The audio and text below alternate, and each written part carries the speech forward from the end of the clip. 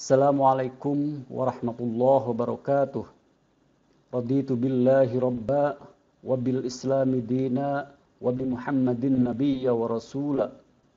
Rekan-rekan para mahasiswa yang berbahagia, setelah pada perkuliahan sebelumnya kita mendiskusikan konsep dasar penelitian tindakan dan konsep dasar penelitian tindakan kelas. Pada perkuliahan kali ini kita akan mendiskusikan dua topik utama.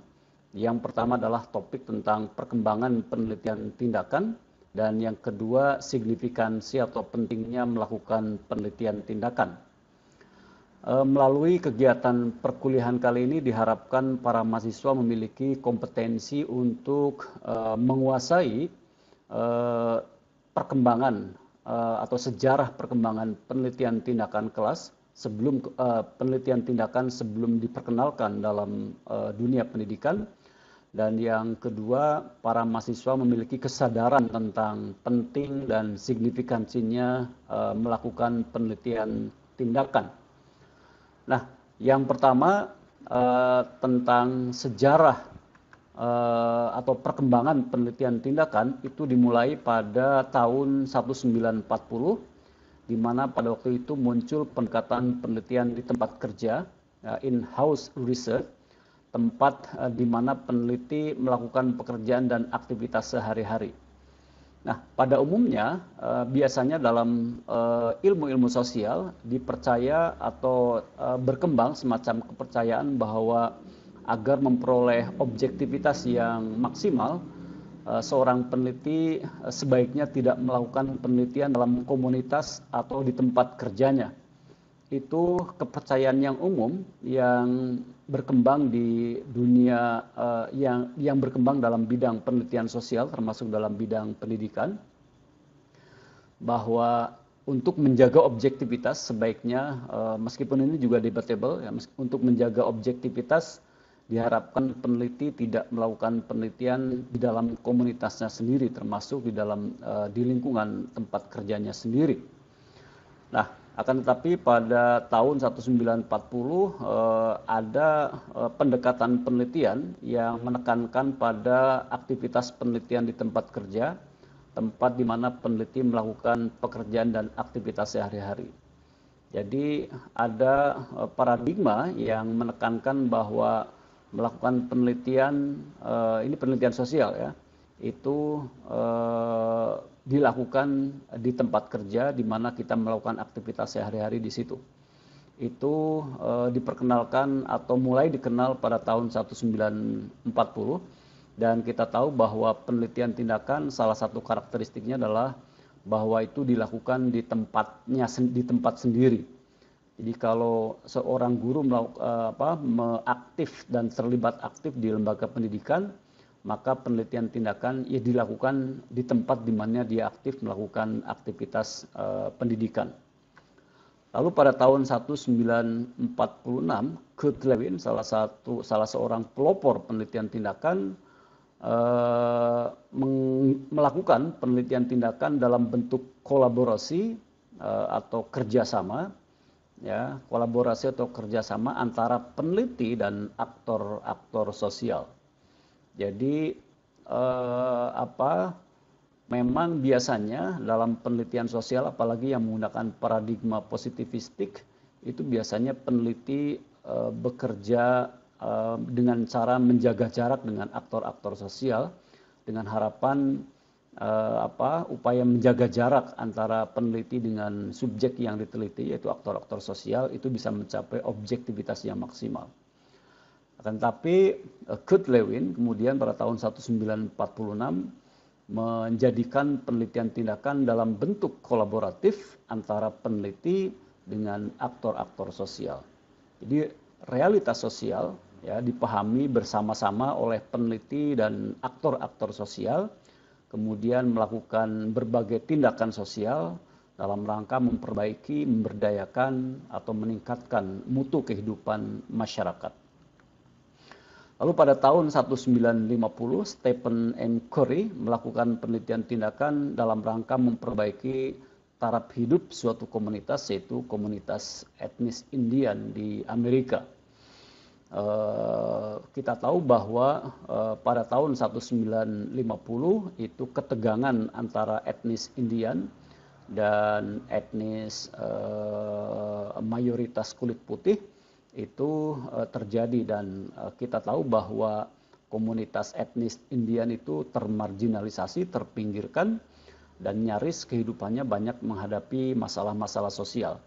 Nah, melalui penelitian tindakan, Stephen M. Curry berupaya untuk memperbaiki taraf hidup etnis ini di tengah-tengah kemajuan yang luar biasa yang dicapai oleh etnis kulit putih khususnya.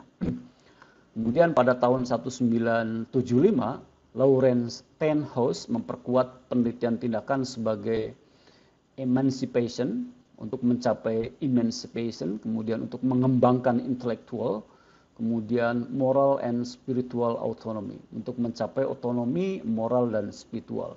Ini juga memiliki semangat yang sama bahwa penelitian tindakan diarahkan untuk memperbaiki sesuatu, untuk mewujudkan sesuatu, dan yang ingin dicapai oleh Lawrence Steinhaus adalah untuk mewujudkan emansipasi, untuk mewujudkan kesetaraan, untuk mewujudkan egalitarisme, termasuk di bidang intelektual.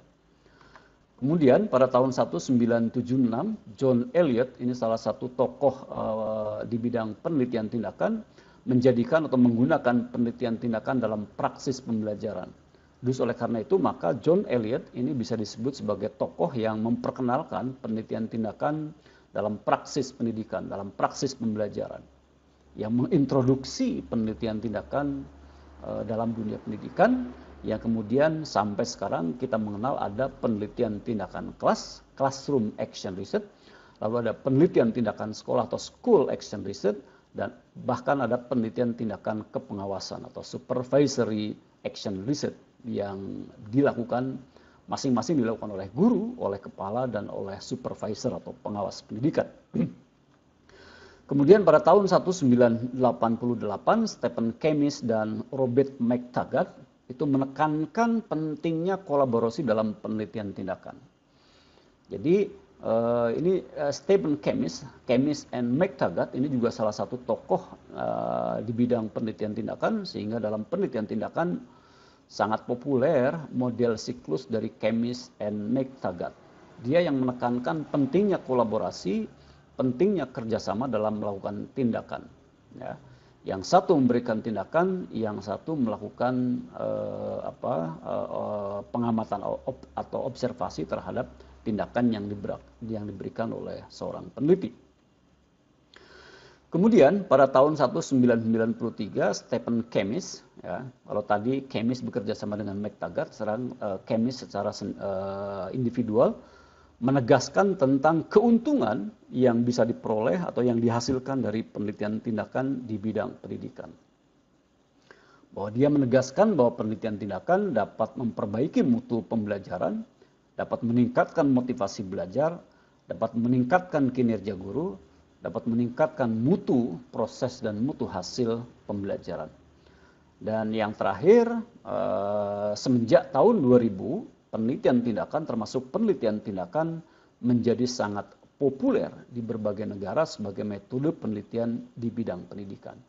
Dan sejak saat itu pula di Indonesia, seiring dengan diperkenalkannya kurikulum yang berbasis pada kompetensi, itu penelitian tindakan mulai menjadi kebijakan utama dalam pengembangan karir pendidik, guru, dan tenaga kependidikan, khususnya guru dan dosen.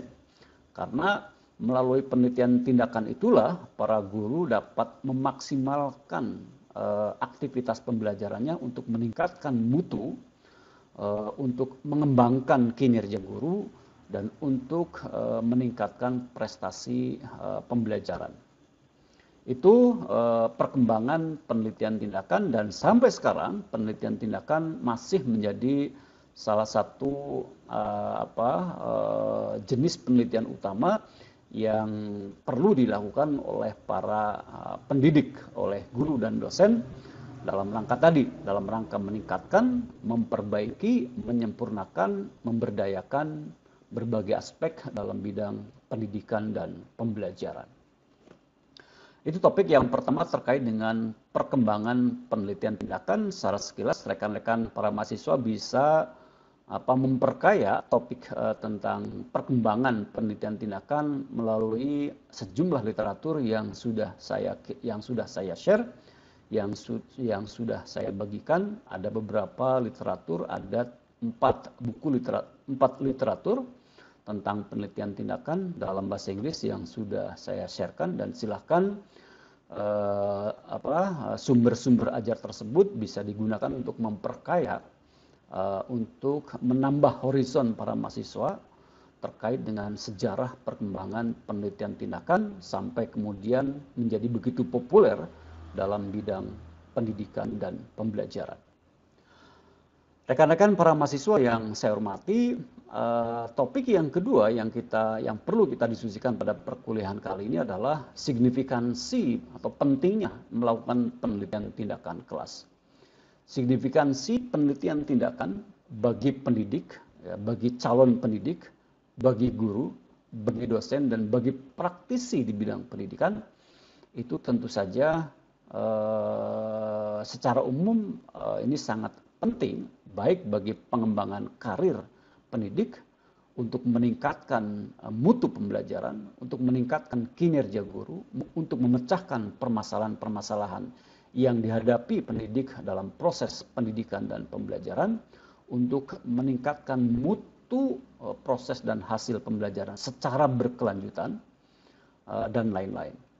Yang pertama, penelitian tindakan dapat meningkatkan kesadaran diri atau self-consciousness para guru, para pendidik, para dosen. Memiliki kesadaran diri berarti dia menyadari tugas yang harus diembannya, kewajiban yang harus dipikulnya, dan perilaku yang harus ditunjukkan kepada peserta didiknya, sehingga dia bisa menjadi inspirasi para peserta didik, menjadi teladan dan contoh bagi peserta didik. Seorang pendidik, seorang guru, seorang dosen perlu memiliki kesadaran diri. Dia sadar akan tugasnya, dia sadar akan kewajibannya, dia sadar akan kedudukannya, sehingga perilaku dan tindakannya selalu diarahkan untuk selalu menjadi inspirasi, menjadi teladan, dan mampu menjadi memotivasi dan menginspirasi peserta didiknya. Dia sadar bahwa dia seorang guru, tentu saja dia sadar akan tugas dan kewajibannya. Dia sadar bahwa dia seorang dosen, sehingga dia sadar apa yang harus dilakukan sebagai dosen atau sebagai pendidik. Peningkatan kesadaran diri, self-consciousness. Seorang pendidik, seseorang yang terjebak pada rutinitas, ya, itu salah satu karakter, salah satu ciri bahwa dia tidak, kesadaran dirinya kurang baik. Orang yang terjebak pada rutinitas, ya, dalam segala aktivitas dia tidak menyadari apa peran, apa tugas, apa tanggung jawab yang harus diembannya. Lalu yang kedua, penelitian tindakan itu melatih kita untuk peka, melatih kepekaan sosial. Saya sering menyampaikan bahwa seorang pendidik, seorang guru, seorang dosen itu memiliki misi profetik, memiliki misi kenabian. Dia harus mencontoh Nabi. Nabi memiliki sifat-sifat utama. Yang pertama adalah amanah, sidik, fatonah, dan tablik. Itu adalah sifat-sifat Nabi, dan salah satu karakter dari misi kenabian adalah Nabi sangat peduli, Nabi sangat peka terhadap problem sosial yang dihadapi di tengah masyarakat. Dan seorang pendidik itu memiliki misi profetik, dan dengan demikian maka dia dituntut untuk peka secara sosial. Nah, untuk melatih kepekaan sosial, maka salah satu bentuk konkretnya adalah melakukan penelitian tindakan. Karena melalui penelitian tindakan, seorang pendidik kita dilatih untuk mengenali masalah, mengidentifikasi masalah, mencari alternatif-alternatif untuk memecahkan masalah, kemudian menentukan alternatif mana yang akan digunakan untuk memecahkan masalah. Ya, lalu kemudian kita menyimpulkan. Melatih kepekaan sosial itu antara lain bisa dilakukan melalui penelitian tindakan. Karena seorang peneliti yang aktif melakukan penelitian tindakan, dia akan memiliki kemampuan untuk mengenali berbagai permasalahan di sekitarnya, baik permasalahan di kelas, permasalahan di masyarakat, maupun permasalahan yang dia hadapi secara personal di dalam keluarganya. Seorang yang rajin melakukan penelitian sosial bukan hanya mengenali dan mengidentifikasi masalah atau problem, tapi dia juga bisa mencari dan mengeksplorasi alternatif-alternatif yang bisa ditawarkan untuk menyelesaikan, untuk memecahkan permasalahan-permasalahan. Jadi dia tidak hanya mengandalkan pada kemampuan dia untuk memahami, untuk mengenali masalah-masalah secara empirik, tapi juga dia bisa mencari perspektif teoritis yang bisa digunakan untuk memecahkan, untuk mengatasi masalah yang dihadapi berdasarkan pengalaman dan wawasan teoritis yang sudah dilakukan oleh para peneliti sebelumnya. Jadi penelitian tindakan berfungsi untuk melatih kepekaan sosial kita. Oke, ya tadi saya sudah menyebutkan bahwa signifikansi penelitian tindakan yang kedua adalah melatih kita untuk memiliki kepekaan sosial. Karena apa? Karena kita dilatih untuk mengenali masalah, dilatih untuk mengidentifikasi masalah. Karena tidak setiap orang itu bisa mengenali masalah. Itu orang yang terjebak pada rutinitas, dia tidak mengenali bahwa di sekitarnya ada masalah. Atau kalaupun ada masalah, tapi mungkin sekali dia tidak memiliki kesadaran, tidak memandang masalah tersebut sebagai masalah yang perlu dipecahkan, yang perlu diatasi. Kemudian yang berikutnya pentingnya atau signifikansi penelitian tindakan adalah melatih kita untuk memiliki kemampuan mengidentifikasi dan menganalisis masalah. Mengapa masalah perlu dianalisis? Karena tidak setiap masalah yang teridentifikasi itu bisa dipecahkan berdasarkan kemampuan kita yang terbatas. Oleh karena itu kita harus menganalisis masalah, mana masalah-masalah yang perlu dipecahkan secara mendesak, mana masalah-masalah yang bisa ditunda, mana masalah yang bisa dipecahkan oleh seorang guru sebagai peneliti, dan mana masalah yang harus dipecahkan secara bersama-sama melalui manajemen lembaga pendidikan. Kemudian yang berikutnya bahwa penelitian tindakan kelas, penelitian tindakan itu melatih kita untuk memiliki kemampuan menulis. Mengapa? Karena setiap aktivitas penelitian tindakan itu bukan hanya kita melakukan tindakan di tempat-tempat tertentu, di kelas, di sekolah, di masyarakat, tetapi kita juga harus membuat laporan penelitian. Baik laporan penelitian dalam bentuk monograf yang lengkap sampai lampiran-lampiran penelitian, instrumen dan seterusnya, atau laporan penelitian dalam bentuk artikel ilmiah yang layak dimuat di jurnal. Manfaat dari laporan penelitian yang kita buat bukan hanya untuk kita sendiri, tapi juga untuk para peneliti lain yang menghadapi masalah yang sama, ya, yang mencoba untuk mengatasi atau memecahkan masalah dengan tawaran pemecahan masalah yang sama, atau mungkin masalah yang sama kemudian oleh peneliti lain akan diatasi, akan dipecahkan dengan menggunakan teori, kerangka berpikir, hipotesis yang mungkin berbeda dengan yang sudah kita lakukan. Dan yang terakhir, signifikansi penelitian tindakan adalah dalam rangka pengembangan profesi keguruan. Dalam rangka mengembangkan profesi kita sebagai pendidik, sebagai guru, sebagai dosen, karena laporan penelitian ya, dalam bentuk artikel maupun dalam bentuk monograf itu bisa dijadikan sebagai salah satu kredit untuk pengembangan karir kependidikan kita. Rekan-rekan para mahasiswa, demikian presentasi saya terkait dengan 2 topik perkuliahan.